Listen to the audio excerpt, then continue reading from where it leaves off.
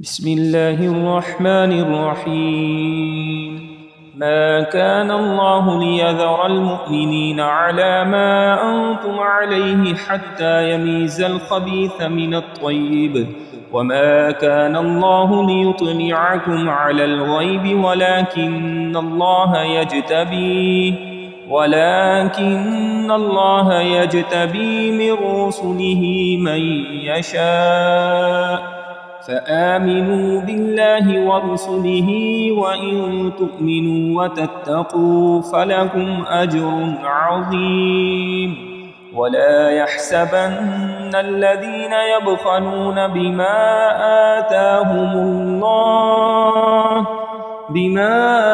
آتاهم الله من فضله هو خيرا لهم بل هو شر لهم سيطوقون ما بخلوا به يوم القيامة ولله ميراث السماوات والأرض والله بما تعملون خبير لقد سمع الله قول الذين قالوا إن الله فقير ونحن أغنياء سنكتب ما قالوا وقتلهم الأنبياء بغير حق ونقول ذوقوا عذاب الحريق ذلك بما قدمت أيديكم وأن الله ليس بظلام للعبيد الذين قالوا إن الله عهد إلينا ألا نؤمن لرسول حتى يأتينا بقربان تأكله النار قل قد جاءكم رسل من قبلي بالبينات وبالذي قلتم فلم قتلتموهم إن كنتم صادقين فإن كذبوك فقد كذب رسل من قبلك جاءوا بالبينات والزبر والكتاب المنير صدق الله العظيم بسم اللہ الرحمن الرحیم سورہ آل عمران آیت نمبر 179۔ اللہ تعالیٰ ارشاد فرماتا ہے ما کان اللہ لیذر المؤمنین علی ما انتم علیہ حتی یمیز الخبیث من الطیب۔ فرمایا کہ اللہ کی یہ شان نہیں کہ مسلمانوں کو اس حال پر چھوڑے جس پر ابھی تم ہو، جب تک وہ ناپاک کو پاک سے جدا نہ کر دے۔ وَمَا كَانَ اللَّهُ لِيُطْلِعَكُمْ عَلَى الْغَيْبِ، اور اے عام لوگو اللہ تمہیں غیب پر مطلع نہیں کرتا۔ اللہ تعالیٰ تمہیں غیب کا علم نہیں دیتا۔ وَلَكِنَّ اللَّهَ يَجْتَبِي مِن رُّسُلِهِ مَن يَشَاءُ، فرمایا البتہ اللہ اپنے رسولوں کو منتخب فرما لیتا ہے جنہیں پسند فرماتا ہے، یعنی جس رسول کو چاہتا ہے اللہ تعالیٰ غیب کا علم عطا فرماتا ہے۔ تو فآمنوا باللہ ورسولہ، تو تم اللہ اور اس کے رسولوں پر، ایک رسول پر نہیں، حضرت آدم علیہ السلام سے لے کر نبی پاک صلی اللہ علیہ وآلہ وسلم تک کم و بیش جتنے رسول آئے 1,24,000، یعنی جتنے انبیاء رسول آئے ہیں سب پر ایمان لانا کیا ہے؟ ضروری ہے، اور ہر ایک کے درجے کے اعتبار سے ایمان لانا ضروری ہے، کیونکہ تِلْکَ الرُّسُلُ فَضَّلْنَا بَعْضَهُمْ عَلَىٰ بَعْضٍ، یہ تو اللہ نے فرمایا کہ بعض رسولوں کو بعض پر فضیلت دی ہے، اور آخری نبی صلی اللہ علیہ وآلہ وسلم جو ہیں وہ سب نبیوں سے افضل ہیں۔ تو فرمایا وَإِن تُؤْمِنُوا وَتَتَّقُوا، اور اگر تم ایمان لاؤ اور متقی بنو تو فَلَكُمْ أَجْرٌ عَظِيمٌ، تو تمہارے لیے بہت بڑا اجر ہے۔ اس سے یہ پتہ چلا کہ ایمان صرف ایک نبی پر نہیں بلکہ سب پر ایمان لانا ضروری ہے، اور کسی ایک رسول، کسی ایک نبی کی مخالفت کرنا، باقی سب کو بھی ماننا بندے کو ایمان سے خارج کر دیتا ہے۔ کیونکہ سورہ بقرہ کے سٹارٹ میں بھی ہم نے پڑھا تھا کہ ایمان والے کون ہیں؟ الذین یؤمنون، کہ سورہ بقرہ میں اللہ تعالیٰ نے کیا فرمایا ہے کہ ایمان والے وہ ہیں کہ جو آپ پر نازل کیا گیا اے محبوب صلی اللہ علیہ وآلہ وسلم، وہ اس پر بھی ایمان لاتے ہیں، اور جو آپ سے پہلے نازل کیا گیا اس پر بھی ایمان لاتے ہیں۔ تو کسی ایک کتاب، کسی ایک رسول کی مخالفت، عداوت آپ کو جہنم میں لے کے جانے کے لیے کافی ہے۔ اور یہاں پر بھی اسی کا ذکر ہے، مِن رُسُلِهِ مَن یشاء فآمنوا بِاللَّهِ وَرُسُلِهِ، تو تم اللہ پر ایمان لاؤ اور اس کے سب رسولوں پر ایمان لاؤ۔ یہ رسول کی جمع ہے، ایک رسول کا ذکر نہیں ہے یہاں پر۔ تو بیسیکلی اس آیت کا خلاصہ یہ ہے کہ منافق جو تھے نا وہ مسلمانوں کو تنگ کرتے تھے، اور اپنے دل میں یہ سوچتے تھے کہ ان کو کیا پتا کہ ہماری کیا حالت ہے۔ یہ کہتے ہیں کہ نبی کو سارا کچھ ہی پتہ ہے، اور نبی کو تو پتہ ہی نہیں، ہم ان کے ساتھ ہی رہتے ہیں اور اندر سے 2 نمبر ہیں۔ تو منافق اس بات پر مذاق بناتے تھے۔ تو اللہ تعالیٰ نے فرمایا کہ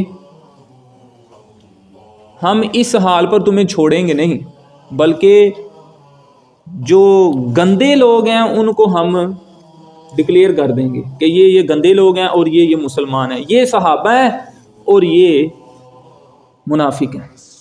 اور پھر ایسا موقع آیا بھی، اور پھر اس کو حدیث پاک میں باقاعدہ ذکر بھی فرمایا گیا،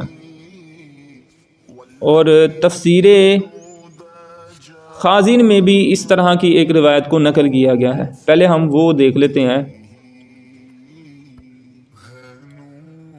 کہ نبی کریم صلی اللہ علیہ وآلہ وسلم نے ارشاد فرمایا، میری امت کی پیدائش سے پہلے جب میری امت مٹی کی شکل میں تھی، اس وقت وہ میرے سامنے اپنی صورتوں میں پیش کی گئی، جیسا کہ حضرت آدم علیہ السلام پر پیش کی گئی، اور فرمایا مجھے علم دیا گیا کہ کون مجھ پر ایمان لائے گا اور کون کفر کرے گا۔ اب اتنی بات تو ختم ہوگی نا کہ یہ جو منافق کہتے ہیں کہ دیکھو ہم رسول کے سامنے جاتے ہیں، نماز بھی پیچھے پڑھتے ہیں تو ان کو پتہ ہی نہیں چلتا۔ تو اس بات سے وہ بات ان کی کیا ہو گئی؟ غلط ثابت ہوگی کہ آقا کریم علیہ الصلوۃ والسلام فرماتے ہیں مجھے تو پہلے ہی یہ علم دے دیا گیا کہ کون مجھ پر ایمان لائے گا اور کون کفر کرے گا۔ یہ خبر جب منافقین کو پہنچی نا تو انہوں نے مذاق کرنا شروع کر دیا کہ محمد صلی اللہ علیہ وسلم کا گمان ہے کہ وہ یہ جانتے ہیں کہ جو لوگ ابھی پیدا بھی نہیں ہوئے ان میں سے کون ان پر ایمان لائے گا اور کون کفر کرے گا، جب کہ ہم ان کے ساتھ رہتے ہیں اور ہمیں وہ پہچانتے بھی نہیں۔ نبی پاک صلی اللہ علیہ وسلم نے یہ فرمایا نا کہ جتنے بھی انسان آنے والے ہیں مجھے سب کا پتہ ہے کہ کون کون مجھ پر ایمان لائے گا، میرے دنیا سے ظاہری طور پر پردہ فرمانے کے بعد بھی مجھے پتہ ہے کہ کون کون ایمان لائے گا۔ تو وہ انہوں نے مذاق بنایا کہ ابھی جو آئے نہیں ان کا ان کو پتہ ہے، تو ہم ان کے ساتھ رہتے ہیں تو ہمارا ان کو پتہ ہی نہیں چاہتا کہ ہم کیا ہیں، منافق ہیں، مسلمان ہیں ہی نہیں ہم۔ تو یہ انہوں نے ایک تان کیا۔ اس پر نبی پاک صلی اللہ علیہ وآلہ وسلم نہ ممبر پر کھڑے ہوئے اور اللہ تعالیٰ کی تعریف کے بعد فرمایا ان لوگوں کا کیا حال ہے جو میرے علم میں طعن کرتے ہیں، اعتراض کرتے ہیں کہ لو نبی نو تو پتہ ہی نہیں، دیوار دے پیچھے دا نہیں پتہ۔ آج سے قیامت تک جو کچھ ہونے والا ہے اس میں سے کوئی چیز ایسی نہیں جس کا تم مجھ سے سوال کرو میں تمہیں اس کی خبر نہ دے دوں۔ بڑی آفر. نبی پاک صلی اللہ علیہ وسلم نے کیا فرمایا؟ آج سے لے کے قیامت آنے تک جو مرضی تم مجھ سے پوچھو میں تمہیں اس کا جواب دوں گا. اب یہ بندہ کون اتنی بڑی جو ہے بات کہتا ہے جس کو پتا ہوتا ہے سب. سمجھ آ رہی ہے نا؟ ایک بندے کو ایک چیز کا پتہ ہی نہیں ہے، وہ کہے گا کہ مجھ سے اس چیز کے بارے میں پوچھ لو، اس کو پتہ ہی نہیں کیسے بتائے گا.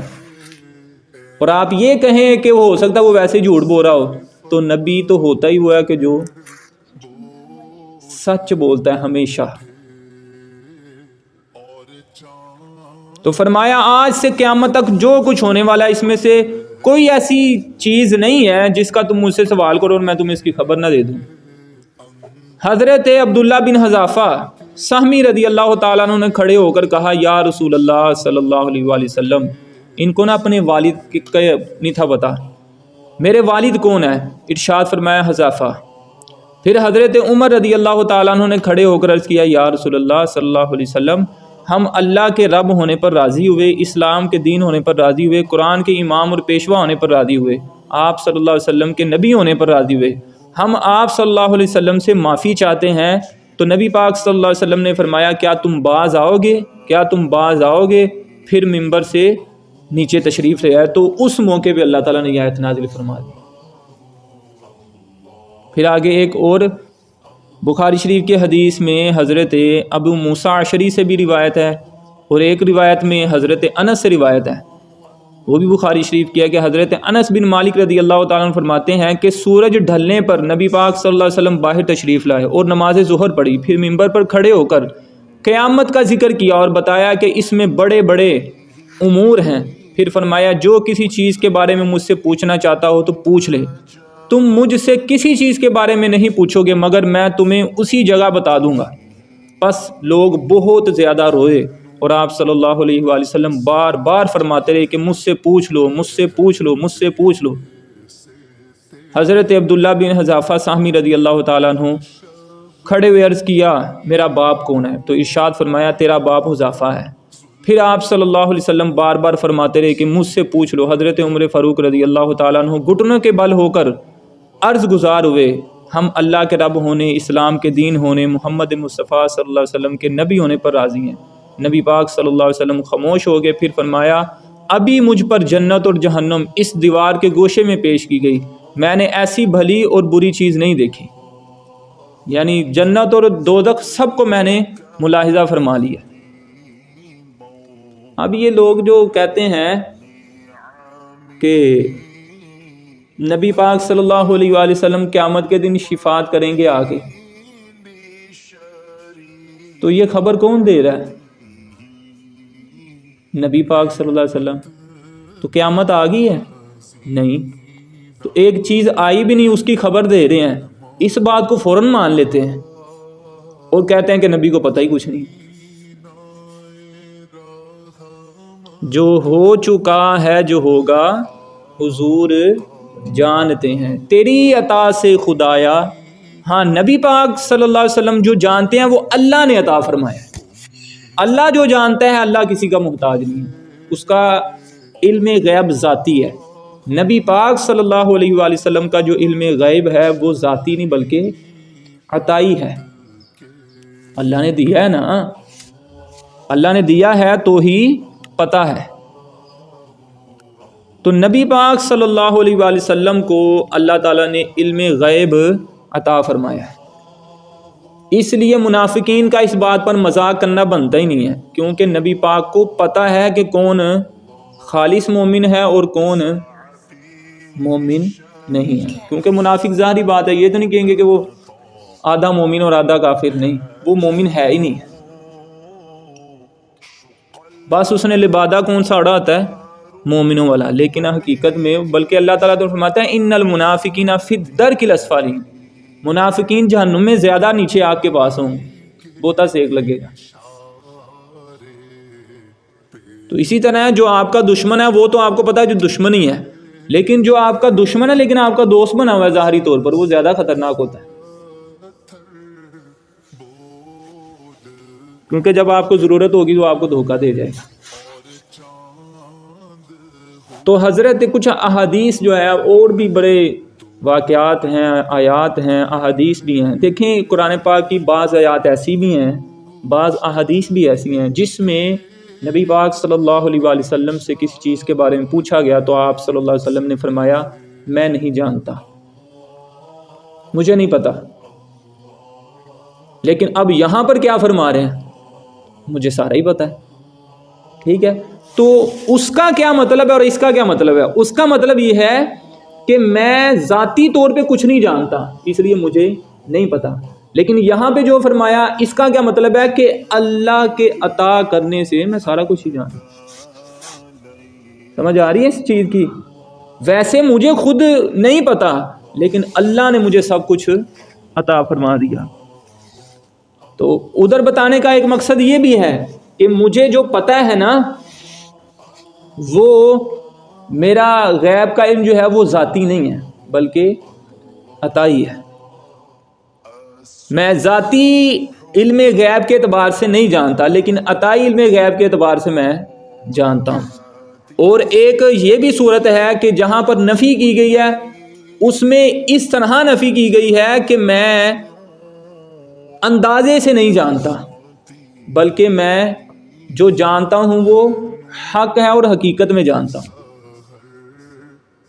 جیسے ایک بندہ تکے سے کوئی بات کہتا ہے نا تو وہ کہتا ہے کہ میں نا تکے سے جانتا ہوں. تو جہاں پر نبی پاک صلی اللہ علیہ وسلم نے یہ فرمایا نا کہ مجھے نہیں پتا، وہاں پر اس کا مطلب یہ ہے کہ مجھے تکے سے نہیں پتا لیکن حقیقت میں مجھے پتا ہے. درایت کے علم کی جو ہے نا نفی کی گئی ہے، اٹکل پچو جس کو کہتے ہیں، اندازے لگانا. اس سے نبی پاک صلی اللہ علیہ وآلہ وسلم کا علم جو ہے وہ کیا ہے؟ پاک ہے. اب کچھ احادیث آپ دیکھ لیں. حضرت عبداللہ بن مسعود رضی اللہ تعالیٰ عنہ فرماتے ہیں صلح حدیبیہ سے واپسی پر ایک جگہ نبی پاک صلی اللہ علیہ وآلہ وسلم اور صحابہ کرام رضی اللہ تعالیٰ عنہ کے اونٹ منتشر ہو گئے، آگے پیچھے ہو گئے. سب اپنے اپنے اونٹ واپس لے آئے. نبی پاک صلی اللہ علیہ وسلم کی اونٹنی نہیں ملی تو آپ صلی اللہ علیہ وسلم نے مجھ سے ارشاد فرمایا کہ وہاں سے اونٹنی لے آؤ. تو میں نے اونٹنی کو اسی حال میں پکڑ لیا جیسا مجھ سے رسول اللہ صلی اللہ علیہ وسلم نے فرمایا. اونٹنی آگے پیچھے ہوگی، فرمایا یہ پیچھے والی گلی میں جاؤ، ادھر سائڈ پہ نا وہ کھڑی ہوگی والے یار. بیٹھے کہاں پر ہیں؟ اسی طرح آپ یہ دیکھیں کہ حضرت بخاری شریف کی حدیث ہے، عبداللہ بن عباس رضی اللہ تعالیٰ عنہ فرماتے ہیں نبی پاک صلی اللہ علیہ وسلم دو ایسی قبروں کے پاس سے گزرے جن میں عذاب ہو رہا تھا. آپ کو پتہ مٹی کے اندر کیا ہو رہا ہے؟ نہیں پتہ. مٹی کے اندر جو زمین کے اوپر ہے وہ آپ کے سامنے ہے اور جو زمین کے نیچے وہ آپ سے کیا ہے؟ غائب. ٹھیک ہے، تو غیب کا آپ کو نہیں پتا لیکن اللہ کہتا ہے میں نے اپنے رسولوں کو جن سے چاہتا ہوں ان کو غیب کا علم دے دیتا ہوں. تو نبی پاک صلی اللہ علیہ وسلم دو ایسی قبروں کے پاس سے گزرے جن میں کیا ہو رہا تھا؟ عذاب ہو رہا تھا. یہ بھی ہمیں کس نے بتایا؟ نبی پاک. پھر بھی تم کو کہ نبی کو دیوار کے پیچھے کا نہیں پتا. تو فرمایا انہیں عذاب ہو رہا ہے اور ان کو عذاب کسی ایسی چیز کی وجہ سے نہیں دیا جا رہا جس سے بچنا مشکل ہو. کوئی اتنا مشکل نہیں ہوتا. وہ کیا چیز ہے؟ پیشاب کے چھینٹے اور دوسرا چگلی کرنا. ان کو عذاب کیوں ہو رہا ہے؟ ایک تو یہ پیشاب کے چھینٹوں سے نہیں تھا بچتا اور دوسرا چگلیاں بہت کرتا تھا. کیا کرتا تھا؟ چگلیاں بہت کرتا تھا. تو نبی پاک صلی اللہ علیہ وسلم کو دیوار کے پیچھے کا علم پتہ تھا تو بتایا نا کہ زمین کے نیچے کیا ہو رہا ہے ان کے ساتھ. لیکن وہ پتہ ذاتی نہیں تھا بلکہ کیا تھا؟ عطائی تھا، اللہ کی عطا سے تھا کیونکہ اللہ نے پہلے ہی فرما دیا. اور جو لوگ یہ کہتے ہیں کہ علم غیب کسی کو بھی نہیں ہے وہ تو جھوٹ بولتے ہیں. کیونکہ یہاں پر آپ نے ترجمہ بھی دیکھا ہے نا، کیا پڑھا ہے کہ اللہ کی شان نہیں کہ اللہ کسی کو غیب کا علم دے، لیکن اللہ اپنے رسولوں میں سے جسے چاہے کہ نا وَلَٰكِنَّ اللَّهَ يَجْتَبِي چن لیتا ہے مِن رُسُلِهِ مَن يَشَاءُ. سمجھ آ گئی ہے نا؟ تو یہ بات انہی کے کھانے میں آئے گی جو اللہ پر کیا لاتے ہیں اور رسولوں پر، اور جن کے دلوں میں رسولوں کے لیے نفرت ہوگی ان کے کھانے میں یہ بات ہے. کیونکہ اللہ نے اس کے ذکر کے فوراً بعد کیا ہے؟ فَآمِنُوا بِاللَّهِ وَرُسُولِهِ. کیا کرو؟ اللہ پر ایمان لاؤ اور اس کے سارے رسولوں پر ایمان لانا۔ تو رسولوں پر ایمان لانے کا مطلب کیا ہے کہ اللہ نے رسولوں کو غیب کا علم بھی عطا فرمایا۔ حضرت سلیمان علیہ السلام جو ہے باقاعدہ بالکل اسٹریٹ فارورڈ ان کی سٹیٹمنٹ ہے 3 سپارے میں، تم جو کھا کے آئے ہو مجھے وہ پتہ ہے، تمہارے پیٹ میں جو ہے وہ مجھے پتہ ہے، تم گھر میں جو چھوڑ کے آئے ہو مجھے وہ پتہ ہے۔ یہ حضرت سلیمان علیہ السلام کہہ رہے ہیں۔ تو جو بندہ یہ کہے کہ غیب کا صرف علم اللہ کے پاس ہے اور کوئی غیب نہیں جانتا، ٹھیک ہے، تو ہم بھی کہیں گے کہ اللہ کے پاس غیب کا علم ہے اور کوئی نہیں جانتا، لیکن اللہ کی عطا سے اس کے بندے اس کے رسول کیا کرتے ہیں؟ جانتے ہیں۔ اور حضرت عمر رضی اللہ تعالیٰ عنہ تو فرماتے ہیں، صحیح مسلم شریف کی حدیث ہے، اس ذات کی قسم جس نے نبی پاک صلی اللہ علیہ وسلم کو حق کے ساتھ بھیجا، جو نشان رسول اللہ نے جس کے لیے لگایا تھا وہ اسی پر گرا تھا۔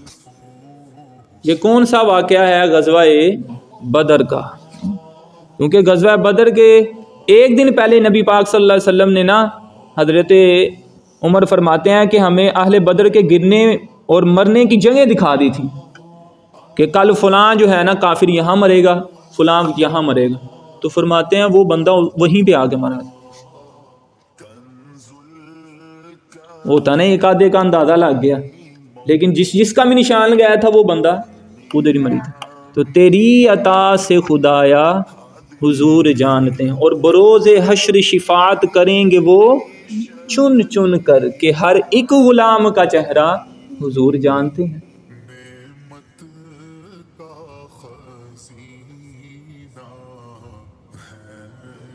اور انہیں خبر ہے کہیں سے پڑھو درود ان پر کہ تمام دہر کا نقشہ حضور جانتے ہیں، تیری عطا سے خدایا حضور جانتے ہیں۔ اور بخاری شریف کی حدیث ہے، حضرت انس رضی اللہ تعالیٰ عنہ فرماتے ہیں کہ تاجدار رسالت صلی اللہ علیہ وسلم احد پہاڑ پر تشریف لے گئے، اور آپ صلی اللہ علیہ وسلم کے ساتھ ابو بکر، عمر اور عثمان بھی تھے۔ اچانک سے پہاڑ نہ لرزنے لگا تو آپ صلی اللہ علیہ وسلم نے اسے فرمایا، اے احد ٹھہر جا کہ تجھ پر ایک نبی اور ایک صدیق اور 2 شہید ہیں۔ یعنی نبی پاک صلی اللہ علیہ وسلم کو پتہ تھا کہ حضرت عمر رضی اللہ تعالیٰ عنہ کو کیا کیا جائے گا؟ شہید کیا جائے گا۔ پہلے ہی خبر دے دی حضرت عثمان کے بارے میں بھی۔ اور دیکھیں صحیح مسلم شریف کی حدیث جس کو حضرت عمر بن اخطب انصاری رضی اللہ تعالیٰ عنہ سے روایت کیا گیا ہے کہ ایک دن نبی پاک صلی اللہ علیہ وسلم نے نماز فجر سے غروب آفتاب تک خطبہ ارشاد فرمایا، بیچ میں ظہر اور عصر کی نمازوں کے علاوہ کچھ کام نہ کیا، اس میں وہ سب کچھ ہم سے بیان فرما دیا جو کچھ قیامت تک ہونے والا تھا، اور ہم میں زیادہ علم والا وہ ہے جسے زیادہ یاد رہا۔ یعنی نبی پاک صلی اللہ علیہ وسلم نے قیامت تک ہمارے آنے کا بھی ذکر سب کچھ بتا دیا کہ میرے بعد اتنے سالوں بعد اتنے دیر بعد ایسی قوم بھی آئے گی، یہ کام بھی کریں گے، وہ کام سارا کچھ ہو رہا ہے کہ نہیں؟ کئی حدیثوں سے یہ چیزیں ثابت ہو رہی ہیں۔ اور حضرت عمر فاروق رضی اللہ تعالیٰ عنہ فرماتے ہیں، بخاری شریف کی یہ حدیث ہے، ایک مرتبہ نبی پاک صلی اللہ علیہ وآلہ وسلم ہم لوگوں میں کھڑے ہوئے تھے تو آپ صلی اللہ علیہ وسلم نے ہمیں مخلوق کی پیدائش سے بتانا شروع کیا، حتیٰ کہ جنتی اپنے منازل پر جنت میں داخل ہو گئے اور جہنمی اپنے ٹھکانے پر جہنم میں پہنچ گئے۔ جس نے اس بیان کو یاد رکھا اس نے یاد رکھا، جو بھول گیا سو بھول گیا۔ ادھر بیٹھے ہی بتا رہے ہیں کہ کون پہنچاتا لگیاں نبا جان دا مدینے والا آقا، مدینے والا سونا، مدینے والا آمنا دا لال، سہارا جیدہ کوئی نہیں، انہاں نوں بھی گل لا جاندا۔ تو سب کچھ آپ صلی اللہ علیہ وآلہ وسلم نے بتا دیا، پھر بھی کوئی کہے کہ آپ کو دیوار کے پیچھے کا نہیں پتا، تو اس کو ان سب چیزوں کا نہیں پتا پھر۔ اور حضرت حذیفہ بن اسید رضی اللہ تعالیٰ عنہ سے تو ایک روایت ہے کہ نبی کریم صلی اللہ علیہ وسلم نے ارشاد فرمایا، گزشتہ رات مجھ پر میری امت اس حجرے کے پاس میرے سامنے پیش کی گئی، بے شک میں ان کے ہر شخص کو اس سے زیادہ پہچانتا ہوں جیسا تم میں کوئی اپنے ساتھی کو پہچانتا ہے۔ ہر ایک کو، اس لیے تو کہہ رہے ہیں کہ ہر ایک غلام کا چہرہ حضور جانتے ہیں۔ اور حضرت عبداللہ بن عمر رضی اللہ تعالیٰ عنہ سے تو روایت ہے، نبی پاک صلی اللہ علیہ وآلہ وسلم نے ارشاد فرمایا، بے شک میرے سامنے اللہ عز و جل نے دنیا اٹھا لی ہے، اور میں اسے اور جو کچھ اس میں قیامت تک ہونے والا ہے سب کچھ ایسے دیکھ رہا ہوں جیسے اپنی ہتھیلی کو دیکھ رہا ہوں۔ اس روشنی کے سبب جو اللہ تعالیٰ نے اپنے نبی کے لیے روشنی روشن فرمائی، جیسے محمد صلی اللہ علیہ وسلم سے پہلے انبیاء کے لیے روشن کی تھی۔ آپ بتائیں کیا فرمایا کہ پوری دنیا میری ہتھیلی پر آ گئی تو میں اس کو ایسے، آپ کی ہتھیلی پہ کوئی چیز ہے آپ کو نظر نہیں آئے گی کیا؟ سب پتہ آئے گا آپ کو۔ ایک ڈالر رکھ دیں آپ کے ہاتھ پر، ایسے نہیں نظر آئے گا۔ تو فرمایا کہ میں دنیا تو ساری ایسے آ گئی ہے، تم پھر بھی لوگ کہتے ہیں کہ کچھ پتہ نہیں۔ اور ترمذی شریف کی حدیث ہے، حضرت عبداللہ بن عباس سے مروی ہے کہ فرمایا جو کچھ آسمانوں اور زمین میں ہے سب میرے علم میں آ گیا۔ اب پھر بھی کوئی کہے کہ دیوار کے پیچھے، دیوار کہاں ہوتی ہے؟ زمین پہ ہی ہے۔ اگر کوئی آسمان پہ دیوار ہے تو آسمانوں کا بھی علم ہے۔ اور حضرت معاذ بن جبل، یہ بھی ترمذی شریف کی حدیث ہے، رضی اللہ تعالیٰ عنہ فرماتے ہیں، نبی پاک صلی اللہ علیہ وآلہ وسلم نے ارشاد فرمایا، میں نے اپنے رب کو دیکھا، اس نے اپنا دست قدرت میرے کندھوں کے درمیان رکھا، میرے سینے میں اس کی ٹھنڈک محسوس ہوئی، اسی وقت ہر چیز مجھ پر روشن ہوگی اور میں نے سب کچھ پہچان لیا۔ کس نے؟ نبی پاک صلی اللہ علیہ وسلم نے۔ خبر دینے والے کون ہیں؟ نبی پاک صلی اللہ علیہ وسلم، کہ وَمَا يَنطِقُ عَنِ الْهَوَىٰ إِنْ هُوَ إِلَّا وَحْيٌ يُوحَىٰ، نبی اپنے سے کوئی بات نہیں کہتے، جو بھی کہتے ہیں وہ کیا ہوتی ہے؟ وحی الہی ہوتی ہے۔ تو یہاں پر کیا فرمایا کہ میں نے سب کچھ کیا کر لیا ہے؟ پہچان لیا ہے۔ پھر بھی اس کے بعد کوئی کہے کہ نبی کو کچھ نہیں پتا، تو حقیقت میں اس کو نہیں پتا کہ نبی کو سب کچھ پتا ہے۔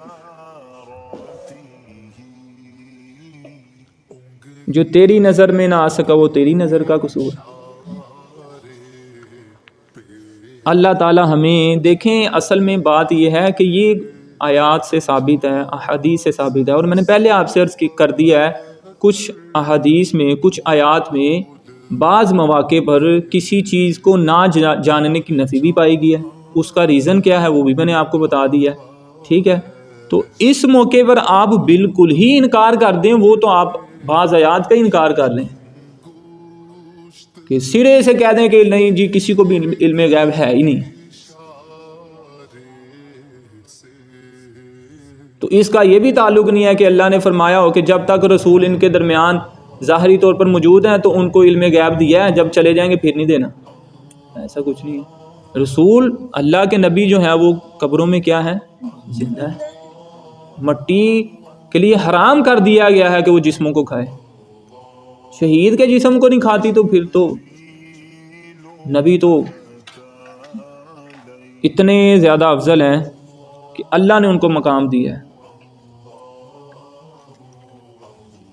تو سمجھ آ گئی، مسئلہ کلیئر ہو گیا۔ یہاں پر آگے آیت دیکھیں، آیت نمبر 180، اللہ تعالیٰ ارشاد فرماتا ہے، وَلَا يَحْسَبَنَّ الَّذِينَ يَبْخَلُونَ بِمَا آتَاهُمُ اللَّهُ مِنْ فَضْلِهِ هُوَ خَيْرًا لَهُمْ۔ یہ کنجوس لوگوں کے بارے میں بات ہو رہی ہے، جو مال ہونے کے باوجود بھی اللہ کے راستے میں خرچ نہیں کرتے، جمع کر کر کے رکھتے ہیں، ان لوگوں کا زکاتیں نہیں دیتے۔ فرمایا اور جو لوگ اس چیز میں بخل کرتے ہیں جو اللہ نے انہیں اپنے فضل سے دی ہے، بھائی جو آپ کو گاڑی ملی ہے نا وہ آپ کی نہیں ہے، وہ کس نے دی ہے؟ اللہ نے فضل کیا تم پر، مہربانی کی ہے۔ بندہ کہتا نہیں میں نے بڑی محنت کی، میں نے یہ کیا، میں نے وہ فلاں ڈمکان اتنی، تجھے محنت کرنے کی صلاحیت بھی کس نے دی ہے؟ اللہ نے۔ تجھے پیدا ہی کس نے کی ہے؟ اللہ نے۔ تو ہے کس کا؟ اللہ کا ہی ہے۔ تو تیری ساری چیزیں بھی کس کی ہیں؟ وہ بھی اللہ کی ہیں حقیقت میں۔ تو فرمایا جو اللہ نے انہیں اپنے فضل سے دیا اس چیز میں کیا کرتے ہیں؟ بخل کرتے ہیں۔ فرمایا کہ بل ہوا شر اللہم، ہرگز وہ اپنے لیے اچھا نہ سمجھے بلکہ یہ بخل ان کے لیے کیا ہے؟ بل ہوا شر اللہم، شر ہے، برا ہے، وہ بخل کرنا ان کے لیے کیا ہے؟ برا ہے۔ فرمایا سیطوقون ما بخلوا بہ یوم القیامہ، ان قریب قیامت کے دن ان کے گلوں میں اسی مال کا توق بنا کر ڈالا جائے گا۔ وَلِلَّهِ مِيرَاثُ السَّمَاوَاتِ وَالْأَرْضِ، فرمایا اللہ ہی آسمانوں اور زمین کا وارث ہے۔ ساتھ میں ذکر کر دیا تو چودھری کدھر کا ہو گیا۔ واللہ بما تعملون خبیر، اور اللہ تمہارے تمام کاموں سے خبردار ہے۔ اس لیے کبھی بھی طاقت کے نشے پر، شہرت کے نشے پر جو ہے نا چور ہو کر کسی سے برا نہیں کرنا۔ ساری طاقت کس کے اختیار میں ہے؟ اللہ کے اختیار۔ تو یہ جو لوگ زکوٰۃ نہیں نہ نکالتے ان کا بھی یہاں پر ذکر ہے۔ حضرت ابن مسعود رضی اللہ تعالیٰ عنہما سے روایت ہے کہ جس آدمی کا مال ہو وہ اس کی زکوٰۃ ادا نہ کرے تو قیامت کے دن گنجے سانپ کو اس کے گلے کا توق بنایا جائے گا۔ کس کو؟ گنجے سانپ کو، جس کے منہ میں زہر کے 2 چھالے ہوں گے۔ زہر کے 2 کیا ہوں گے؟ وہ سر میں ٹونکا مارے گا جو اس کے دماغ تک پہنچے گا، اور ایک روایت میں تو آتا ہے کہ وہ اس کی قبر میں اسے ڈسے گا۔ وہ آدمی کہے گا میرا تیرے ساتھ کیا تعلق ہے، تو میرے پیچھے کیوں آ گیا؟ تو سانپ کہے گا میں تیرا وہ مال ہوں جس کے ساتھ تو بخل کیا کرتا تھا۔ اور زکوٰۃ نہ دینے کے بارے میں قرآن پاک میں سورہ توبہ میں بھی آیت نمبر 34 اور 35 میں اللہ تعالیٰ نے فرمایا، 10واں پارہ، والذین یکنزون الذھب، یہ اسکول کی بکس میں بھی ہوتا ہے، 10th کلاس میں یا 9th میں اسلامیات میں، والذین یکنزون الذھب والفضة ولا ينفقونها فی سبیل اللہ۔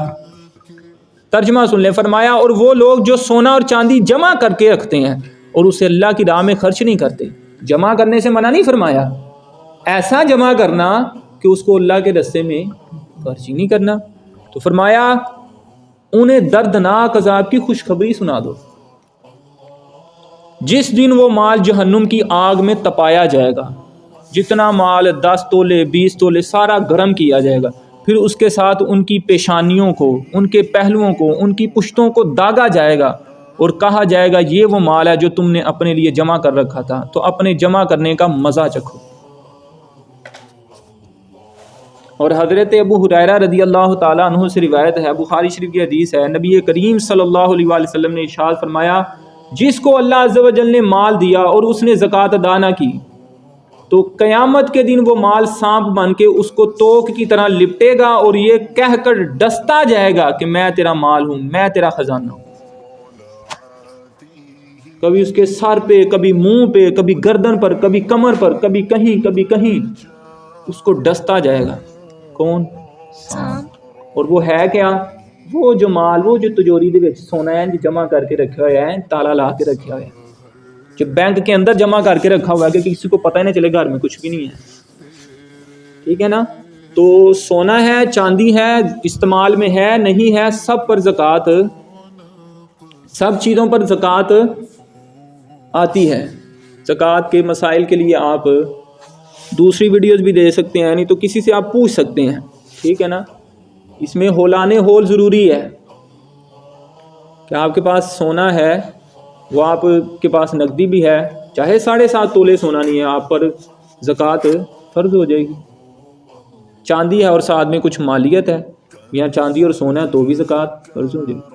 یعنی اب تو سونے کا ریٹ اتنا اپ ہو گیا کہ جس کے پاس تھوڑا بھی ہے تو جلدی اس پر زکوٰۃ بن جائے گی۔ کتنا ریٹ ہو گیا؟ 280 یا 85 تقریباً، یعنی کہ 2.5 کروس کر گیا ہے۔ اب اندازہ لگائیں، تو کم سے کم مقدار یعنی 52.5 تولہ چاندی کی مقدار جتنے اس کے پیسے ہیں، اگر سونا اتنا پہنچ گیا اور آپ کے پاس 2,000 نقدی بھی پڑی ہوئی ہے، وہ پلس کر کے آپ پر زکوٰۃ لازم ہو جائے گی۔ تو یہ تو ایک چھوٹی لیمٹ بتا رہا ہوں نا، کئی لوگوں کی پراپرٹیز ہیں بیچنے کی نیت سے خریدی ہوتی ہے، اور سونا گھر میں اتنا زیادہ ہوتا ہے، لیکن مجال ہے، کہتے ہیں نہیں ہے تو ساڈا ہے۔ اللہ کہتا ہے اس میں غریب کا حصہ ہے۔ اسلام یہ کہتا ہے وہ تمہارا اتنا پرسنٹ نہیں ہے، وہ غریبوں کا مال تم نے اپنے گھر میں رکھا ہو۔ بلکہ کئی لوگ ایسے ہوتے ہیں کہتے ہیں کر صاحب میرا واقع نہیں ہے، میں تو انجی بڑا ڈر لگتا ہے، میرا نہیں پیسہ ہے میں غریباں نوں دینا۔ ایسے لوگ بھی ہیں جو اللہ سے ڈرنے والے ہیں، یا کبھی ان سے کمی بیشی ہو جائے، زکوٰۃ نہ دی جائے تو بھی وہ پریشان ہو جاتے ہیں۔ اور کئی ایسے لوگ بھی ہیں 10 سال سے ہی ادا نہیں کی اور کوئی پرواہ نہیں۔ تو اللہ تعالیٰ مزید سورہ محمد میں ارشاد فرماتا ہے ہا انتم ہؤلاء تدعون لتنفقوا فی سبیل اللہ۔ ترجمہ سن لیں، فرمایا ہاں یہ جو تم لوگ ہو تم بلائے جاتے ہو تاکہ تم اللہ کی راہ میں خرچ کرو، اور تم میں کوئی بخل کرتا ہے، اور جو بخل کرے وہ اپنی ہی جان سے بخل کرتا ہے۔ اللہ بے نیاز ہے اور تم سب محتاج ہو۔ اگر تم منہ پھیرو گے تو وہ تمہارے سوا اور لوگ بدل دے گا، پھر وہ تم جیسے نہ ہوں گے۔ اس لیے بھائی جہاں پر خرچ کرنے کا حکم ہے وہاں پہ خرچ کرنا چاہیے۔ میرے نبی پاک کا فرمان ہے صلی اللہ علیہ وسلم، صدقہ مال کو کم نہیں کرتا، صدقہ مال کو کیا کرتا ہے؟ بڑھاتا ہے۔ اور زکوٰۃ جو ہے یہ مال کو پاک کرتی ہے۔ حضرت ابو ہریرہ رضی اللہ تعالیٰ عنہ سے روایت ہے، نبی کریم صلی اللہ علیہ وآلہ وسلم نے ارشاد فرمایا آدمی کی 2 عادتیں بری ہیں۔ Number 1 بخیلی، number 2 بزدلی۔ 2 عادتیں کیا ہیں؟ ایک ڈرپوک ہونا اور ایک بخیل ہونا، جس کو ہم کنجوس بھی کہتے ہیں نا، یعنی جس موقع پر خرچ کرنے کا حکم دیا وہاں پر خرچ نہیں کر رہا۔ آپ دیکھیں ذرا، حضرت ابو ہریرہ رضی اللہ تعالیٰ عنہ سے روایت ہے، میرے اور آپ کے آقا صلی اللہ علیہ وآلہ وسلم نے ارشاد فرمایا مالدار بخل کرنے والے کی وجہ سے بلا حساب، مالدار جو ہیں بخل کرنے کی وجہ سے بلا حساب جہنم میں داخل ہوں گے۔ جیسے ہم کہتے ہیں نا جنت میں داخل ہوں گے۔ مالدار، پیسے والا بندہ، کوٹھیاں والا، ڈالروں والا بندہ بغیر حساب کے کہاں داخل ہوگا؟ جہنم میں۔ لیکن کون سا؟ جو بخل کرتا ہوگا، زکاتیں کھاتا ہوگا، غریبوں کا حق اس نے ڈاکے مارے ہوں گے، گھر میں رکھے ہوں گے۔ یہ تو میں سوچتا ہوں ان لوگوں کا حال ہے، اور جو اگلے بندے کی پراپرٹی پہ قبضہ کر کے بیٹھ جائے تو ان کا کیا حشر ہوگا؟ آپ سوچیں ذرا۔ زمین کا چھوٹا سا ٹوٹا بھی اگر کسی نے کسی کا نہ حق لیا ہو نا، قیامت کے دن وہ بھی توق بنا کے اس کے گلے میں ڈال دیا، تو جو پورے 5 مرلے کے پلاٹ ہی ہڑپ کر جاتے ہیں ان کا کیا بنے گا؟ بہت بری موت مریں گے۔ یہ پانی بھی نہیں لبنا، پانی بھی سڑدا ہویا ابلدا ہویا، الا حمیما وغساقا جزاء وفاقا۔ حضرت عبداللہ بن عمر رضی اللہ تعالیٰ عنہ سے روایت ہے، نبی کریم صلی اللہ علیہ وسلم نے ارشاد فرمایا کوئی بخیل جنت میں نہیں جائے گا، اس کا جانا وہاں پہ الاؤ نہیں ہے، بینڈ کر دیا گیا اس کو۔ جو بخیل ہوگا وہ جنت میں ہاں توبہ کر لے، معافی مانگ لے، لوگوں کا حق ادا کر دے تو اللہ تعالیٰ معاف کر دے۔ ترمذی شریف کی حدیث حضرت ابو ہریرہ رضی اللہ تعالیٰ عنہ سے روایت ہے، نبی کریم صلی اللہ علیہ وآلہ وسلم نے ارشاد فرمایا بخیل اللہ سے دور ہے، جنت سے دور ہے، آدمیوں سے دور ہے، جبکہ جہنم سے قریب ہے۔ اللہ سے دور، جنت سے دور، انسانوں سے دور، جہنم سے قریب۔ اب آپ کی مرضی ہے، آپ نے جنت سے دور ہونا ہے، اللہ سے دور ہونا ہے، انسانوں سے دور ہونا ہے، جہنم کے قریب ہونا ہے، یا پھر جہنم سے دور ہونا ہے، اللہ کے نزدیک ہونا ہے، جنت کے نزدیک ہونا ہے، اور مسلمانوں کے نزدیک ہونا ہے۔ آپ کی مرضی ہے، ڈیپینڈ آن یور، جو آپ آپشن سلیکٹ کرتے ہیں اب آپ کی مرضی ہے، پہلی والی کی دوسری۔ حضرت ابو ہریرہ رضی اللہ تعالیٰ عنہ سے روایت ہے، نبی کریم صلی اللہ علیہ وآلہ وسلم نے ارشاد فرمایا بخل جہنم میں ایک درخت ہے۔ بخل جہنم میں کیا ہے؟ ایک ٹری، درخت ہے، ایک شجر، فرمایا جو بخیل ہے اس نے اس کی ٹہنی پکڑ لی ہے، وہ ٹہنی اسے جہنم میں داخل کیے بغیر نہ چھوڑے گی۔ اس نے ٹہنی کو پکڑا، ٹہنی نے پھر اس کو پکڑ لیا، اب اس کو جہنم میں پہنچا کر ہی، جیسے ٹرین پکڑتے ہیں اور ٹرین میں بیٹھ جاتے ہیں، اور ٹرین پھر جب ایک اسٹیشن لمٹ ہوتی ہے یہیں جا کے رکنی، پھر ادھر ہی جا کے وہ رکتی ہے، پھر وہاں پہ جا کے اس کو چھوڑے گی۔ اس لیے بندے کو جو ہے اپنا محاسبہ کرنا چاہیے۔ یہ نا بڑی بری اور گندی عادت ہے کہ جس بندے کو پڑ جاتی ہے نا لالچ کی، کنجوسی کی عادت، مطلب کہ جن مواقع پہ شریعت نے خرچ کرنے کا حکم دیا نا، واجب ہے، ان پہ بھی نہیں خرچ کر رہا، یہ بخیلی ہے۔ جیسے زکوٰۃ ہے، اور سم ٹائم ایسا بھی ہوتا ہے کسی رشتہ دار کو ضرورت ہوتی ہے اور اس کے پاس ہوتے بھی ہیں اور وہ ایمرجنسی میں ہیں، پھر بھی نہیں دیتے، پیسے کاٹ دیں جان بوجھ کے۔ لیکن کئی بندے ایسے ہیں، وہ ماڑے بندے، وہ چک چکا کے اپنے بھرا دی مدد کر دیں کہ انہوں ایمرجنسی ہے۔ اس لیے غریب بندے اللہ کو بڑے پسند ہیں، ماڑے بندے اللہ کو بڑے پسند ہیں۔ تو جو ماڑوں سے محبت کرے گا پھر اللہ بھی اسے، اور امیروں سے بھی اللہ بڑا پیار کرتا ہے۔ کون سے امیر؟ جو بخیل ہیں کہ جو سخی ہیں؟ سخی سے اللہ پیار کرتا ہے، سخی بندہ اللہ کو بڑا پسند ہے۔ کیوں؟ کہ ایک تو یہ نمازیں بھی پڑھنے والا ہو جائے گا اور دوسرا یہ مال خرچ کرنے والا بھی ہو جائے گا۔ سخی بندہ زیادہ جو ہے ثواب کما سکتا ہے، ایک مال کے ذریعے اور دوسرا غریبوں سے غریبوں کی مدد کر کے بھی۔ غریب بندہ کیا کرے گا؟ نمازوں روزوں زکوٰۃ سے ہی اللہ کو راضی کرے گا نا، مال کیسے خرچ کرے گا؟ ہے ہی نہیں۔ ہاں وہ صبر کرے گا تو اللہ تعالیٰ اس سے راضی ہو جائے گا۔ تو صدقہ مال کو کم نہیں کرتا، اللہ کے راستے میں خرچ کرنا یہ پیسے کو کم۔ دنیا کا کیلکولیٹر یہی کہتا ہے کہ اگر آپ کے پاس 5,000 ہے، آپ نے اس میں سے 1,000 دے دیا تو 4 ہی رہ جانے۔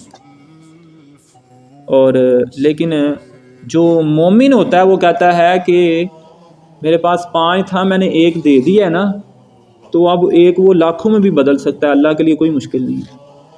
دیکھیں ایفرٹ جب تک آپ نہیں نہ کریں گے، اللہ کہتا ہے میرے بندوں سے فرما دیں کہ میں تمہارے قریب ہوں، تم غفلت میں پڑ جاتے ہو۔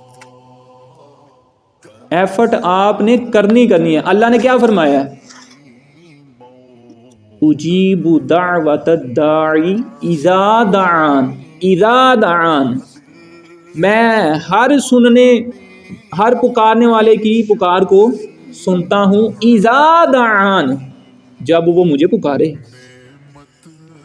گا تو سنوں گا نا، مانگے گا تو دوں گا نا۔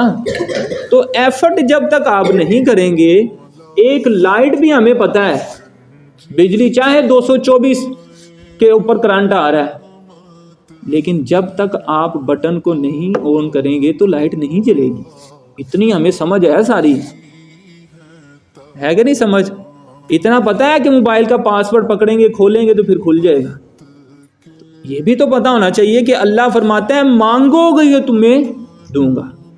بجلی میں فرق ہو سکتا ہے تم بٹن چلاؤ تو لائٹ نہ چلے، پیچھے سے بجلی بند ہو، شٹر جیسے کہتے ہیں نا شٹ ڈاؤن ہے آج، لیکن اللہ کی رحمت سے کوئی اس طرح کا معاملہ نہیں۔ اللہ فرماتا ہے جب بھی مانگو گے تمہیں دوں گا۔ کبھی کبھار تو ایسے ہوتا ہے ہمیں پتہ بھی ہے بجلی گئی ہے پھر بھی بٹن بال کے چیک کر لیں، کبھی آن کبھی آف، شاید آ گئی رہے۔ تو جو اللہ کی رحمت ہے وہ تو ہر وقت انلمیٹڈ ہے۔ اللہ از کالنگ، از ویٹنگ، تو بندہ یہ چھوڑا آگے پھر رہا کہ مجھے نہیں ضرورت۔ سمجھ آ رہی ہے؟ تو اللہ تعالیٰ سے تعلق جڑ جائے گا اور اللہ کی رضا کے لیے ہی مال خرچ ہوگا، تو پھر اللہ تعالیٰ پھر ایسی جگہ سے وَيَرْزُقُهُ مِنْ حَيْثُ لَا يَحْتَسِبُ، اللہ فرماتا ہے ایسی جگہ سے تمہیں دوں گا تم حیران رہ جاؤ گے۔ ایسے بزنس آئیڈیاز تمہارے ذہن میں آ جائیں گے تمہیں پتہ بھی نہیں ہوگا، اور تم وہ کر جاؤ گے، مال بھی آ جائے گا، تم کہو گے کہ یہ میری عقل تو کیسے کر گئی۔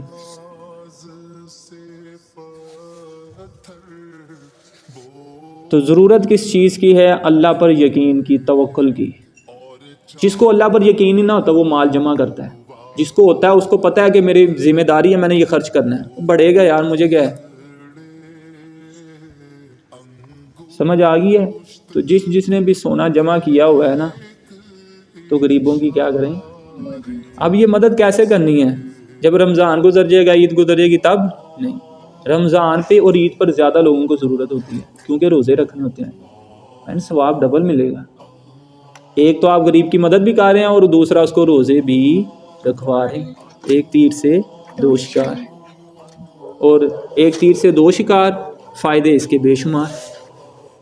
کتنے ثواب اللہ تعالیٰ دیتا ہے کہ قرآن میں تو آتا ہے 1 سے 10 70 حدیثوں میں 700 قرآن میں بھی، لیکن وہ بھی ایک لمٹ ہے۔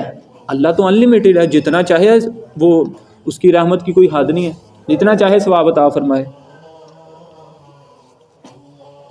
تو رمضان سے پہلے کوشش کریں، ایک آٹے کا تھیلا، ایک بوتل جامع شیری جو ہوتا ہے، یا کوئی سندل، جیسے بھی جس کو جو آسانی ہے، کلو 2 کلو آدھا کلو جتنی استطاعت ہے، 100 روپے کی چینی، ایک پتی کی ڈبی، 2-3 دودھ کے ڈبے چھوٹے 20-20 50-50 والے، ٹھیک ہے، آدھا کلو چاول لے لو، پایا دال لے لو، ٹھیک ہے، یہ چھوٹی چھوٹی 50 کی ہری مرچیں لے لو، 50 کی لال مرچیں لے لو، کالی مرچیں لے لو، یہ 1000-1200 جتنی آپ کی استطاعت اتنی 500 کا بنا لیں، چینی آدھا کلو کر لیں، ڈبی 20 والی کر لیں، جتنی استطاعت، کالی مرچیں 30 کی لے لیں، لال مرچیں 30 کی لے لیں، جتنی آپ کو اللہ نے استطاعت دی ہے۔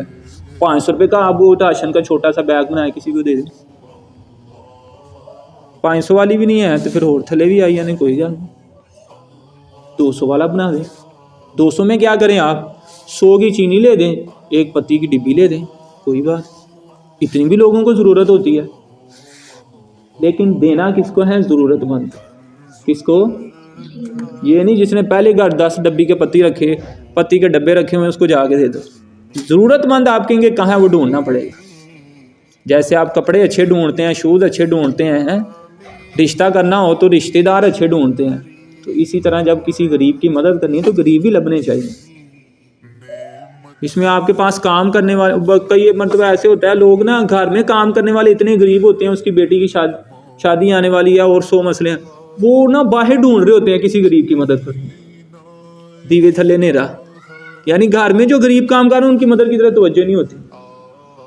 گھر میں جو غریب کام کر رہے ہیں انہوں نے فرش تے سوایا ہوتا ہے، تو گھر میں جو ٹومی پالا ہوا کتا وہ میٹرس کے اوپر سویا ہوا ہے۔ یہ مسلمانوں کا حال ہے، جو اس طرح کرتے ہیں ان کی بات کر، جو اچھے ہیں اللہ تعالیٰ ان کو اور اچھا بنائے، جو غریبوں سے پیار کرنے والے ہیں، ہمدردی کرنے والے ہیں۔ تو ٹھیک ہے، جتنی آپ کو اللہ نے استطاعت دی آپ نے اس مرتبہ کام کرنا ہے۔ زکوٰۃ فرض نہیں ہے تو یہ تو 500,000 والا جو ہے نا، یہ ویسے ہی کہہ رہا ہوں آپ کو، شوق پڑے گا ایک، اس سے پتہ کیا ہوگا، جب آپ پر زکوٰۃ فرض ہوگی نا، آپ کی پہلے ہی عادت بنی ہوگی، تو آپ کو کوئی بھی ہچکچاہٹ محسوس نہیں ہوگا، آپ اللہ کے راستے میں دیتے جائیں۔ ابھی 500 دیں، کیا پتہ اللہ ہمت اور دے اگلے سال 1000 کا دے دیں، اس سے اگلے سال 2 کا 3 کا 10,000 کا 20,000 کا لاکھ کا۔ پیسے کون سے ہمارے ہیں؟ اللہ نے دیے۔ تو جس کی سوچ چھوٹی ہوتی ہے نا، چھوٹا چڑی کا اس کا دل ہوتا ہے چھوٹا، وہ پھر اسی طرح کرتے ہیں۔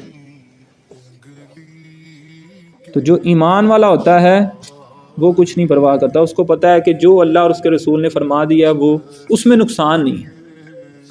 مزید آیت نمبر 181 اینڈ 182 اللہ تعالیٰ ارشاد فرماتا ہے، لَقَدْ سَمِعَ اللَّهُ قَوْلَ الَّذِينَ قَالُوا إِنَّ اللَّهَ فَقِيرٌ وَنَحْنُ أَغْنِيَاءُ أَسْتَغْفِرُ اللَّهَ رَبِّي مِنْ كُلِّ ذَنْبٍ وَأَتُوبُ إِلَيْهِ۔ اللہ اکبر، کتنی جرت ان بدبخت لوگوں کی ہے کہ دیکھیں یہاں پر اللہ کیا فرما رہا ہے، فرمایا بے شک اللہ نے ان لوگوں کا قول سن لیا جنہوں نے کہا کہ اللہ محتاج ہے۔ استغفر اللہ، اتنی بڑی بات کر کے کیا کہتے ہیں؟ کہتے ہیں اللہ محتاج ہے، اللہ ساڑھے کو زکاتہ مانگتا ہے، وَنَحْنُ أَغْنِيَاءُ اور ہم مالدار ہیں، سَنَكْتُبُ مَا قَالُوا وَقَتْلَهُمُ الْأَنْبِيَاءَ بِغَيْرِ حَقٍّ وَنَقُولُ ذُوقُوا عَذَابَ الْحَرِيقِ فرمایا اب ہم ان کی کہی ہوئی بات اور ان کا انبیاء کو ناحق شہید کرنا لکھ رکھیں گے اور فرمائیں گے کہ جلا دینے والے عذاب کا مزہ چکھو۔ ذالک بما قدمت ایدیکم وان اللہ لیس بظلام للعبید، یہ ان کے اعمال کا بدلہ ہے، یہ ان کے ان اعمال کا بدلہ ہے جو انہوں نے اپنے ہاتھوں سے کیا کیے ہیں، آگے بھیجے ہیں۔ اللہ بندوں پر ظلم نہیں کرتا۔ کسی کے ساتھ کوئی حادثہ پہ اللہ تو نے میرے ساتھ یہ کیا کر دیا، اللہ فرما رہا ہے لیس بظلام للعبید کہ اللہ بندوں پر ظلم، لوگ خود اپنی جانوں پر ظلم کرتے ہیں۔ اب یہ دیکھیں نا، یہ لوگ کتنی بڑی بات جو ہے کہہ گئے ہیں۔ یہاں سے اس آیت میں اللہ کی گستاخی اور انبیاء کو قتل کرنے کو ساتھ ساتھ بیان کر کے اور پھر اس کے ساتھ عذاب کی سزا بھی سنا دی گئی۔ اس سے معلوم ہوا کہ یہ دونوں جرم بہت عظیم ترین ہے، بہت بڑا جرم، جیسے کہتے ہیں نا تو نے کر دیا، تیری معافی نہیں ہے۔ اور یہ بھی پتہ چلا کہ قباحت میں یہ دونوں جرم کیا ہیں، برابر ہیں۔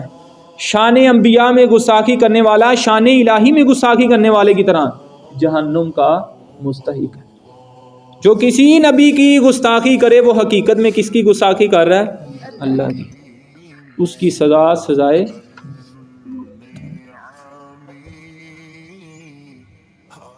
جہنم کا عذاب ہے، ایسا عذاب کہ دنیا کے عذاب بھی اس کے سامنے کچھ نہیں ہے، دنیا کی آگ بھی اس آگ کے سامنے کچھ نہیں ہے۔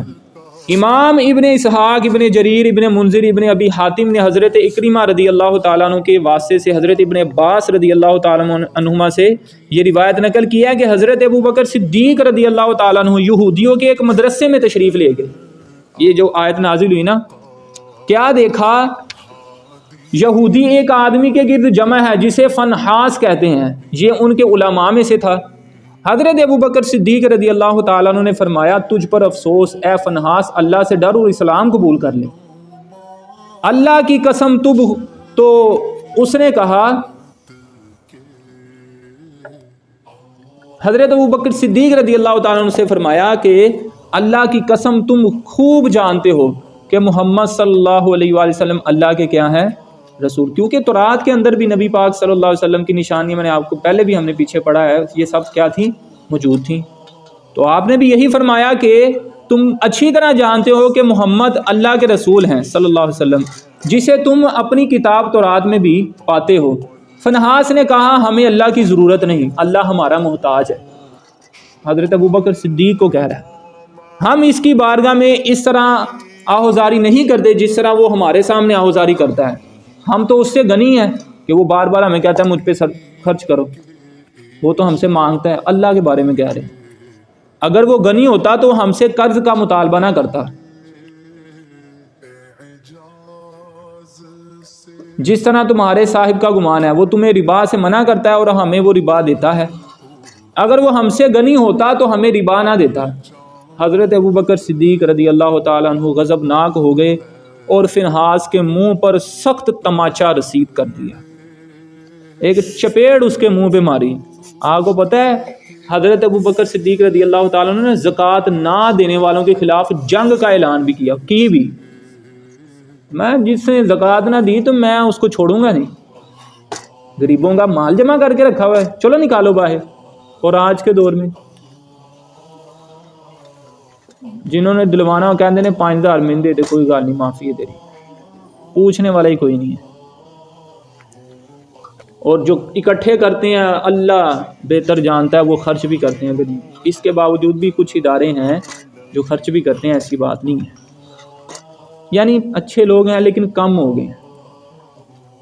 تنظیمیں کام کر رہی ہیں، اس میں کوئی شک نہیں ہے، کوئی ہسپتال میں زکوٰۃ کے پیسے لگا رہے ہیں، کام کر رہے ہیں، غریبوں کے لیے مدد کر رہے ہیں، ساری فیسلٹیز دیتے ہیں، کچھ مدارس میں دیتے ہیں، لیکن اس کے باوجود بھی اچھے لوگ کم ہوتے جا رہے ہیں۔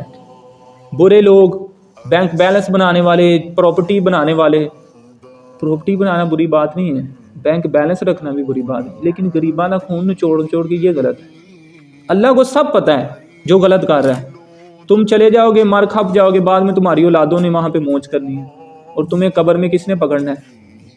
سانپ نے، قیامت کے دن بھی گنجے سانپ نے جو تمہیں کاٹے گا، ڈنگ مارے گا اور بار بار کہے گا میں وہ تیری کوٹھی، میں وہ تیرے $50,000 دندی کاٹے گا۔ تو بندے کو تکلیف جب ہوگی نا پھر پچھتائے گا، ابھی تو نہیں ریلائز کر رہا، کیونکہ پیسہ ایک نشہ ہے، تو نشے میں بندے کو کچھ بھی یاد نہیں رہتا۔ جیسے ہی نشہ اترتا ہے وہ موت سے اترے یا پھر پوسیبل ہے توبہ کر لے تو اتر جائے، ٹھیک ہے نا۔ نشے میں بندے کو کچھ یاد رہتا ہے؟ بندہ کہہ رہا ہوتا ہے کہ تم نے رات کو جو ہے مجھے دھکا دیا، کہتا نہیں یار معاف کر، میں ایسا کیوں کروں۔ تو پیسے کا نشہ بھی ایسا ہے، بڑے بڑے سمجھدار لوگ سمجھا رہے ہوتے ہیں کہ بیٹا یہ میں دیکھ لوں گا سب کو، میں یہ کر لوں گا، پیسے کا نشہ۔ اللہ تعالی ہمیں اس نشے سے محفوظ رکھے، اپنی اور اپنے پیارے محبوب اور قرآن کی محبت عطا فرمائے، عشق عطا فرمائے۔ تو یہ دیکھ رہے ہیں حضرت ابوبکر صدیق رضی اللہ تعالیٰ عنہ نے تماچا مارا ہے، فرمایا اے اللہ کے دشمن، اس ذات کی قسم جس کے قبضے قدرت میں میری جان ہے، اگر وہ عہد نہ ہوتا جو ہمارے اور تمہارے درمیان ہے تو میں تیری گردن ہی اڑا دیتا۔ فنہاز پھر نبی پاک کی بارگاہ میں حاضر ہوا، عرض کی کہ دیکھو تمہارے ساتھی نے میرے ساتھ کیا کیا۔ نبی پاک صلی اللہ علیہ وسلم نے حضرت ابوبکر سے پوچھا تو آپ نے پھر سارا ماجرا بیان کر دیا کہ یہ اس طرح کی بد زبانی کر رہا تھا۔ تو پھر اللہ تعالیٰ نے وَلَا تَسْمَعُنَّ مِنَ الَّذِينَ أُوتُوا الْكِتَابَ والی آیت بھی نازل فرمائی۔ تو اس وقت حضرت ابوبکر صدیق رضی اللہ تعالیٰ عنہ جلال میں آ گئے تھے۔ یہ اللہ کے بارے میں کیا کہا گیا کہ اللہ محتاج ہے، نعوذ باللہ۔ تو اللہ کسی کا محتاج نہیں ہے، اللہ الصمد، اللہ کیا ہے؟ بے نیاز ہے، سارا جہان اس کا محتاج ہے، وہ کسی کا محتاج نہیں ہے۔ مزید آیت نمبر 183 میں اللہ تعالیٰ ارشاد فرماتا ہے الذین قالوا ان اللہ عہد الینا اللہ نؤمن لرسول حتی یأتینا بقربان تأکلہ النار۔ وہ لوگ جو کہتے ہیں کہ اللہ نے ہم سے وعدہ لیا تھا کہ ہم کسی رسول کی اس وقت تک تصدیق نہ کریں گے جب تک وہ ایسی قربانی پیش نہ کرے جسے آگ کھا جائے۔ اللہ نے کوئی وعدہ نہیں لیا، یہ ایسے جھوٹ ہی بول رہے تھے۔ قل قد جاءکم رسل من قبلی بالبینات وبالذی قلتم فلم قتلتموہم ان کنتم صادقین۔ اے حبیب صلی اللہ علیہ وسلم تم فرما دو کہ بے شک مجھ سے پہلے بہت سے رسول تمہارے پاس کھلی نشانیاں اور وہی معجزات لے کر آئے جو تم نے کہے تھے، پھر اگر تم سچے ہوتے تو تم نے شہید کیوں کیا؟ انہوں نے کہا تھا جی وہ نا تورات میں ہم سے نا اللہ نے وعدہ لیا ہوا تھا کہ آخری نبی جو آئے گا نا تو وہ اس طرح قربانی کا آئے گا، آسمان سے آئے گی، اس کی قربانی کو آگ کھا جائے گی، تو اس طرح کی بات کہی۔ تو عجیب ہی اپنے سے کہانی بنائی، ایک تو یہ ہے ہی جھوٹ، تورات میں اس طرح کا کچھ بھی نہیں تھا۔ تو نبی پاک صلی اللہ علیہ وسلم نے فرمایا کہ جب تمہیں پہلے نبیوں نے معجزہ دکھا دیا ہے تو پھر معجزے کے بعد معجزہ کس لیے ہوتا ہے؟ یہ دلیل ہوتی ہے کہ میں اللہ کا نبی ہوں۔ جب کسی بندے نے آپ کی بات نہیں نہ ماننی ہوتی تو وہ دلیل دیکھ کے بھی پھر نہیں مانتا۔ تو جب کوئی چیز کسی معقول دلیل سے ثابت ہو جائے تو اسے مان لینا کیا ہے؟ ضروری ہے۔ دلیل سے ثابت ہو جانے کے بعد خواہ خواہ مخصوص قسم کی دلیل کا مطالبہ کرنا یہ کس کا کام ہے؟ یہودیوں کا کام ہے۔ ایک معجزہ دکھایا ہے، کہتے نہیں یہ تو تم نے محمد جادو کی ہے، نعوذ باللہ، جادوگر کہہ دیا نبی پاک کو صلی اللہ علیہ وسلم۔ تو اس میں بھی ایسے لوگوں کا مقصد ماننا نہیں ہوتا بلکہ مفت کی بحث کرنا ہوتا ہے۔ جیسے مسلمانوں میں رائج ہے بہت سے معاملات ایسے ہیں جو معقول شرعی دلیل سے ثابت ہیں، لیکن بعض لوگوں کا خواہ جو ہے نا اصرار ہوتا ہے کہ یہ فلاں سے نہیں ثابت، یہ ادھر سے نہیں ثابت، یہ فلاں سے نہیں ثابت، جب کرنا نہ ہو۔ جیسے داڑھی مبارک کے بارے میں ہے، تو جب آپ سے کوئی پوچھے داڑھی رکھنا کیا ہے، آپ کہتے ہیں کہ یہ فرض ہے، ٹھیک ہے، وہ کہتا نہیں تو میں نے تو سنا تھا یہ سنت ہے، تو یہ تو سنت نہیں ہے۔ تو اب آپ مجھے بتائیں کہ کیا کوئی نبی دنیا میں ایسا تشریف لایا جس کی داڑھی مبارک نہ ہو؟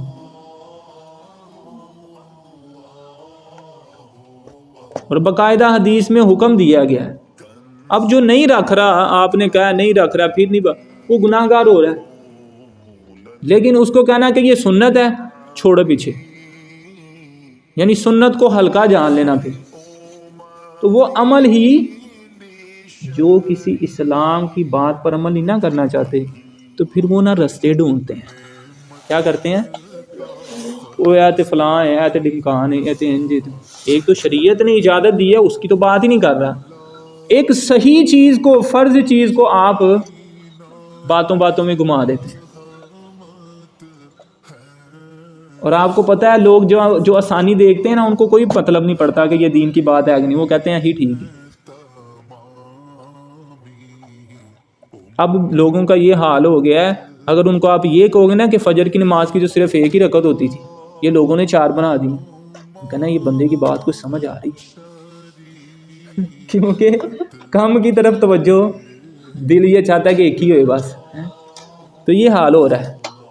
داڑھی رکھنا اچھا بھلا لوگ رکھتے آ رہے تھے، بلکہ پہلے تو جو کافر ہوتے تھے وہ بھی رکھتے ہوتے تھے۔ ایک تو وفد کچھ لوگ نبی پاک صلی اللہ علیہ وسلم سے ملنے آئے، وہ اللہ کو نہیں تھے مانتے، انہوں نے داڑھی رکھی ہوئی تھی سب نے، تو نبی پاک نے فرمایا تم نے کیوں رکھی ہوئی ہے؟ تو اس نے کہا کہ ہم جو ہمارے سردار ہیں انہوں نے رکھی ہوئی ہے، انہوں نے کہا ہم نے رکھی ہے۔ تو انہوں نے پوچھا کہ تم نے کیوں رکھی ہوئی ہے؟ تو نبی پاک سے نے فرمایا یہ اللہ کا حکم ہے اس لیے میں نے رکھی۔ تو ادھر امتی آگے کیا کہتے ہیں، شادی کے بعد رکھ لوں گا، بیوی نے منع کیا ہے، ماما نے منع کیا ہے، لوگ کیا کہیں گے۔ میں پتہ ہے اس موقع پہ صرف ایک ہی بات کرتا ہوں، آپ یہ دیکھیں کہ کائنات کے سب سے حسین اور خوبصورت چہرے کے اوپر کیا تھی، داڑھی۔ جب اس چہرے پر داڑھی مبارک تھی تو تمہیں رکھنے میں کیا مسئلہ ہے؟ اور داڑھی صرف مردوں کو آتی ہے، سمجھدار ہے نا، عورتوں کو نہیں آتی، ٹھیک؟ تو اب کچھ مرد بھی پھر وہ اب سمجھیں آپ، ٹھیک ہے نا۔ تو داڑھی مبارک تو یہ تو مرد اور عورت میں فرق کرتی ہے، ظاہری طور پہ جو نظر آ رہا ہوتا ہے دیکھیے نا، باقی کیا چیز رہ گئی ہے پھر۔ اس لیے اس طرح میں یہ عرض کر رہا ہوں، دیکھیں اگر ہم شریعت پر عمل نہیں نہ کر رہے تو کم از کم شریعت کو بدلے نا۔ اگر آپ داڑھی مبارک نہیں رکھ رہے تو بیٹے کو بتائیں کہ بیٹا یہ رکھنی چاہیے، میں نہیں رکھ رہا گناہ گار ہو رہا ہوں، تم رکھنا۔ کئی بچے ایسے کہتے ہیں کہ پاپا نے نہیں رکھی تو میں نے بھی نہیں رکھی، دادا ابو نے نہیں رکھی تو میں نے بھی نہیں رکھی، اس طرح کرتے ہیں۔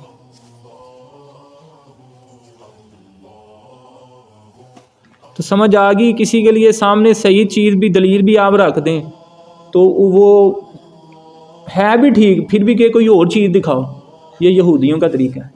کس کا طریقہ ہے؟ آخری آیت سن لیں، آیت نمبر 184، فَإِن كَذَّبُوكَ فَقَدْ كُذِّبَ رُسُلٌ مِّن قَبْلِكَ جَاءُوا بِالْبَيِّنَاتِ وَالزُّبُرِ وَالْكِتَابِ الْمُنِيرِ۔ آپ کی اور تو میری بات کسی کھاتے میں نہیں آتی، ہمارا کیا لیول ہے۔ نبی پاک صلی اللہ علیہ وسلم کو اللہ نے معجزات بھی دیے، لوگوں نے پھر بھی کیا کر دیا، جھٹلا دیا۔ تو اسی کو یہاں پر اللہ تعالیٰ بیان فرما رہا ہے کہ اے میرے پیارے محبوب صلی اللہ علیہ وسلم، اگر وہ تمہاری تکذیب کرتے ہیں تو تم سے پہلے رسولوں کی بھی تکذیب کی گئی ہے، اور جو صاف نشانیاں اور صحیفے اور روشن کتاب لے کر آئے تھے۔ یہاں پر سب سے زیادہ مخالف بندے ہوتے ہی اس کے ہیں جو حق بات بتاتا ہے، وہ کسی بھی معاملے میں ہے، وہ چاہے رشوت کو کنٹرول کرنے میں ہے، وہ چاہے شادی بیاہ کے موقع پر ہے یا سیاست والے معاملات میں ہے، جو بندہ حق بات لے کر اٹھے گا، حق بات کہے گا، اس کے مخالف زیادہ ہوں گے۔ آپ کہیں گے وہ کیسے؟ نبی پاک صلی اللہ علیہ وآلہ وسلم نے جیسے ہی اعلان کیا کہ میں اللہ کا نبی ہوں، آخری رسول ہوں، سب تو پہلے رشتہ داری مخالف ہوگی، چچا، سگے چچا کہتے ہیں دیکھو اس طرح کی باتیں نہ کرو، کوئی رالدی ملتی گال کر لینے آ جاؤ۔ تو نبی پاک نے فرمایا خبردار، اللہ ایک ہے، اس کا کوئی معبود نہیں، اس کا کوئی شریک نہیں۔ ڈنکے کی چوٹ پر یہ نبی پاک صلی اللہ علیہ وسلم نے گواہی دی، یہ نہیں کہا کہ چاچو کیا کہیں گے، فلاں کیا کہے گا، فلاں کیا کہے گا۔ اور آپ کو پتہ ہے نبی پاک صلی اللہ علیہ وسلم کی، یہ آپ نے چھوٹی چھوٹی بکس میں پڑھا ہوا ہے، صادق و امین، کہ اعلان کرنے سے پہلے کافر بھی کہتے تھے کہ یہ بندہ بڑا سچا ہے، تو جیسے ہی اعلان کیا کہ میں اللہ کے نبی ہوں تو ساتھ میں بدل گئے. یعنی لوگ یہ چاہتے ہیں ہمارے مطلب کی بات ہو، بس آپ لوگوں کے مطلب کی بات کرتے جائیں گے، لوگ کہیں گے آپ بہت اچھے ہیں. اور جیسے آپ کہیں گے کہ نہیں اپنے مطلب کی بھی کریں گے کہ آپ کہیں گے اسلام ایسے کہتا ہے، تو کہتے ہیں آپ تھوڑے سے سختی لگ رہے ہیں. سمجھ آ رہی ہے نا؟ تو جی کرتے جائیں تو آپ بہت اچھے ہیں، اور جیسے آپ کہیں کہ دیکھیں آپ بھی یہاں پر غلط ہیں تو کہیں گے تم تو ٹھیک ہی نہیں، مجھے ہی غلط کہا گیا. ایک بندہ ہے نا وہ ہمیشہ سچ بات بتاتا ہے، اور کوئی بندہ آ کے اس سے 5 مسئلے پوچھتا ہے کہ وہ فلاں بندہ ایسے کرتا ہے، وہ فلاں، وہ کہتا ہے یار یہ کام غلط ہے، وہ کام بھی غلط ہے، فلاں کام بھی غلط ہے. بندہ آپ بالکل ٹھیک کہہ رہے ہیں. تو جیسے ہی 6واں مسئلہ اس بندے کے اوپر آ گیا اور کہا کہ تم بھی غلط ہو، کہتا اب تو آپ غلط کہہ رہے ہیں. ٹھیک ہے، تو ہمیشہ سچ کا ساتھ دینا چاہیے، سچ کا ساتھ دینا ہے، سچ کے ساتھ کھڑے رہنا ہے. مخالفین ہر دور میں آئیں گے، اپنے گھروں بھی آئیں گے. ٹھیک ہے، شوہر بھی مخالف ہو سکتا ہے، بیٹا بھی ہو سکتا ہے، ماں بھی ہو سکتی ہے، لیکن آپ نے سچ بات ہی کہنی ہے. کیا کہنی ہے؟ چاہے آپ اس کے مخالف عمل کر رہے ہیں نا، میں یہ کہتا ہوں کم از کم آپ اپنے بچوں کو، آپ آنے والی نسل کو کیا تربیت دے رہے ہیں؟ اسلام ہی بدلنا چاہ رہے ہیں باپ. اس طرح نہ کریں، یہ بہت بڑا ظلم ہے. پھر وہ اپنے بچوں کو آگے کیا تعلیم دیں گے؟ اللہ تعالی ہمیں اسلامی حقوق کو، قوانین کو جاننے کی توفیق عطا فرمائے. اور جو لوگ زکوٰۃ نہیں دیتے اللہ تعالیٰ ان کو دینے کی توفیق عطا فرمائے. جو مالدار نہیں ہے اللہ تعالیٰ ان کو صحت والی، ایمان والی، نیکیوں والی لمبی زندگی عطا فرمائے. آمین. اور پھر آخری سانس تک اللہ کے راستے میں خرچ کرنے والا بنائے. دل کرتا نہیں ہے کہ میرے پاس اتنا مال ہو اور میں غریبوں کی جا کے مدد کروں، مزہ آتا ہی نہیں. غریبوں کے بچوں کے ایسے نئے نئے کپڑے سلوا کے ان کو جا کے پہناؤں، ان کو شوز اپنے ہاتھوں سے پہناؤں. تو اللہ سے دعا کرنی چاہیے، اللہ تو مجھے مال دے، پھر وہ مال میں تیری راہ میں خرچ کرنے والا بنوں. یہ دعا مانگا کرو، خالی مال کی نہ مانگا کرو. مال تو فرعون کے پاس بھی بڑا تھا، اس میں غرور آ گیا. مال تو یہ یہودیوں کے پاس بھی بڑا تھا، انہوں نے پھر کیا کہہ دیا؟ اللہ محتاج ہے، ہم غنی ہیں. اللہ تعالی ہمیں سمجھ عطا فرمائے. آپسی معاملات میں اللہ تعالی ہمیں دین اسلام کو اپنانے کی توفیق عطا فرمائے. آمین. وما توفیقی الا باللہ.